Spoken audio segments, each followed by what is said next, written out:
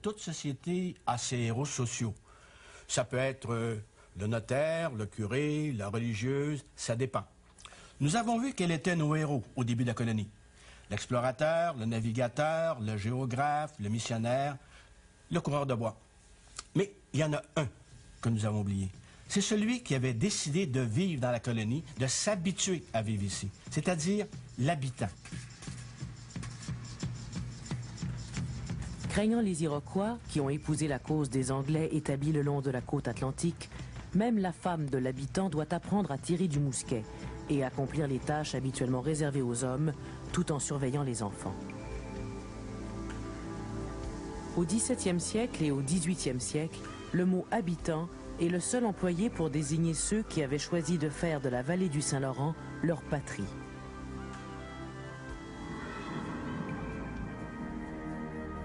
Le mot « habitant » servait à les distinguer des personnes de passage dans la colonie, les administrateurs, les militaires ou les marchands français.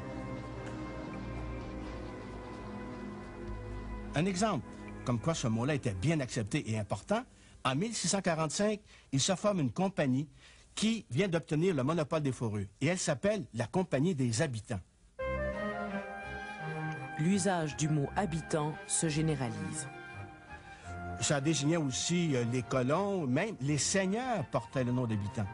On voulait, en quelque sorte, faire une démarcation avec les paysans français qui, eux, étaient soumis à toutes sortes de contraintes et de corvées et de taxes imposées par les seigneurs et les nobles. Les paysans vivent en Canada plus commodément qu'une infinité de gentilshommes en France. Quand je dis paysans, je me trompe. Il faut dire habitants.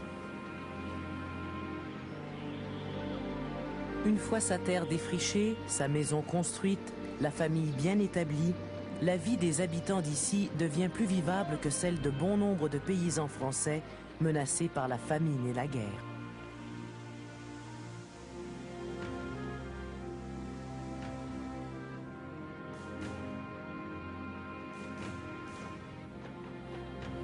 Les premières maisons des colons étaient de modestes constructions en bois à une seule pièce et une seule cheminée.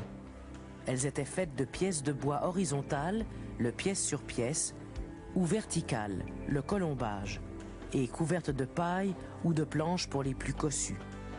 Seuls les riches peuvent se payer les vitres et l'ardoise pour le toit qu'on importe de France. La maison de l'habitant est une architecture de survivance modelée sur l'architecture rurale et bourgeoise des provinces du nord de la France.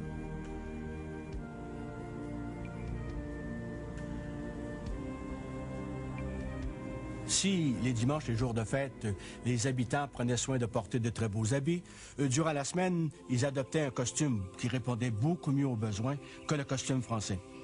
C'est pourquoi l'été, pendant les grandes chaleurs, certains portent une simple tunique un peu décolletée et portée à mi-cuisse. Le clergé ne tardera pas à dénoncer cette liberté vestimentaire.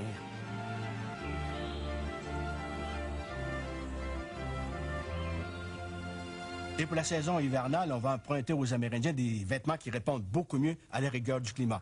Les mocassins, les jambières et les habits de peau genre pèlerine qui facilitent la marche dans la neige. Une autre originalité, la tuque rouge, véritable symbole de l'habitant. Ces gens-là arrivent ici avec leurs habitudes de vie, leur façon de parler, leur façon de vivre. Ils ont, comme ils viennent de diverses provinces de France, ils ont des habitudes alimentaires très différentes les unes des autres. Parce qu'à ce moment-là, la cuisine française n'est pas uniformisée. Mais les mariages entre personnes venant de diverses provinces changent les habitudes et assez rapidement se développe ici une cuisine uniformisée originale, une certaine cuisine française. Une cuisine qui garde les caractéristiques de chaque région de France et qui s'enrichit d'emprunts culinaires aux Amérindiens. Le sang du Canada est fort beau. Les femmes y sont généralement belles, les brunes y sont rares, les sages y sont communes, les paresseuses y sont en assez grand nombre. Elles aiment le luxe et c'est à qui mieux prendra les maris au piège. On reproche aux femmes un certain nombre de défauts. Vous savez, les hommes n'échappent pas non plus au regard des visiteurs et des autorités. On reproche à plusieurs Canadiens de prendre un coup peut-être un peu trop fort. Certains même, le matin, à jeun, prenaient un petit coup d'alcool, comme ça se fait encore dans les Antilles. On buvait du rhum, on buvait de la bière, On buvait du vin, on buvait du cidre et aussi ce qu'on appelait du bouillon. Le bouillon, on le fabriquait en prenant une boule de pâte, comme de la pâte à pain, que l'on mettait dans l'eau. Il se produisait alors une certaine fermentation qui donnait un liquide légèrement alcoolisé. Légèrement alcoolisé, oui peut-être, mais il arrive qu'on en boive beaucoup. L'habitant est un homme qui aime fêter. Récits et illustrations de voyageurs sont une bonne source de documents pour connaître la vie de l'habitant. Mais il faut se méfier. Les voyageurs qui arrivent considèrent la vie dans la colonie avec leurs préjugés, leur propre culture. La preuve, ils désignent parfois les habitants sous le nom de créoles du Canada. Une autre conséquence de l'influence du territoire et de la fréquentation des Amérindiens, ce sera l'esprit d'égalité qui va se développer ici. Un esprit qui va parfois choquer les administrateurs.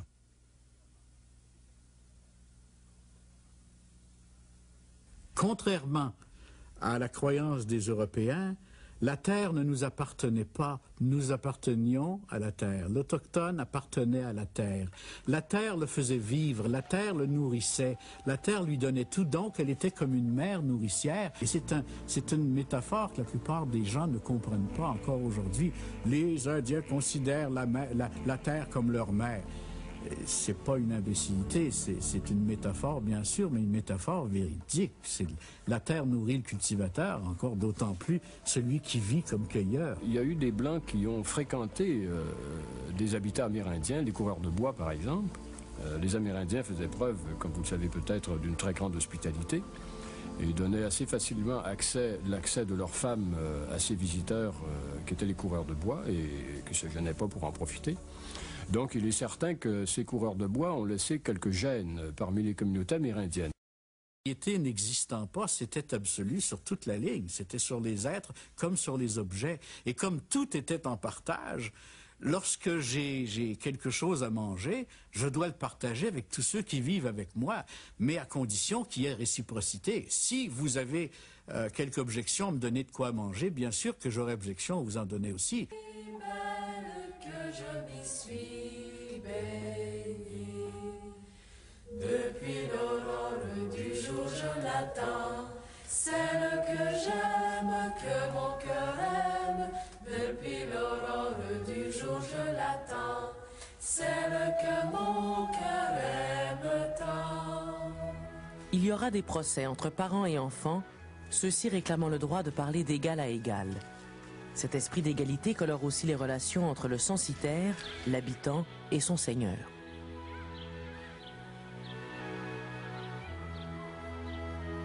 Bon nombre de seigneurs aussi n'ont pas une vie très différente de celle de leurs censitaires, des personnes à qui ils ont concédé des terres. Ils habitent certainement, parfois, une maison qu'on appelle un manoir, mais au fond, ce sont des gens de même niveau, de même qualité. Le 1er mai de chaque année, les censitaires plantent devant la maison du Seigneur un grand sapin sans branches pour lui rendre honneur. C'est la coutume dite du mai, très vieille coutume universelle. Tous les habitants n'étaient pas censitaires, surtout ceux qui vivaient dans les villes comme Montréal, même si l'île de Montréal était une vaste seigneurie concédée aux Sulpiciens. Au début des années 1670, Montréal compte près de 700 habitants. Les premières rues ont été tracées. La rue Saint-Paul, en l'honneur de Paul de Chomédé, sieur de Maisonneuve. La rue Saint-Lambert. Une rue prendra plus tard le nom de Saint-Laurent, toujours selon un zonage à angle droit. En France, un noble n'a pas le droit de faire du commerce. Ici, le noble, grand ou petit, peut déroger, c'est-à-dire faire du commerce sans nécessairement perdre sa qualité de noble. Les habitants ne sont pas chauds à rendre les honneurs que les nobles ou les administrateurs croient qu'ils leur sont dus. Et c'est pour ça que certains de ces administrateurs-là vont dénoncer l'arrogance des Canadiens et leur manque de respect pour l'autorité. Les gens de ce pays sont fort doubles, tenant du sauvage. De grands causeurs qui, pour la plupart, ne savent ce qu'ils disent, la plupart se faisant gentilshommes. Comme ils ne sont nullement d'accord ensemble, il faut les entendre parler les uns des autres. Une autre manifestation de l'esprit d'égalité qui régnait dans la colonie, c'est la façon dont on traitait ici les esclaves. Les communautés religieuses ont possédé des esclaves. Ceux-ci étaient traités comme des domestiques sans salaire. Et il arrivait aussi que l'on affranchisse les esclaves, qu'on leur redonne leur liberté. Et à ce moment-là, ils étaient considérés comme des citoyens ordinaires. Ils pouvaient se marier. Quelques esclaves de sexe féminin ont même épousé des Canadiens. Le duel a existé en Nouvelle-France et dans certains cas, il était punissable de mort.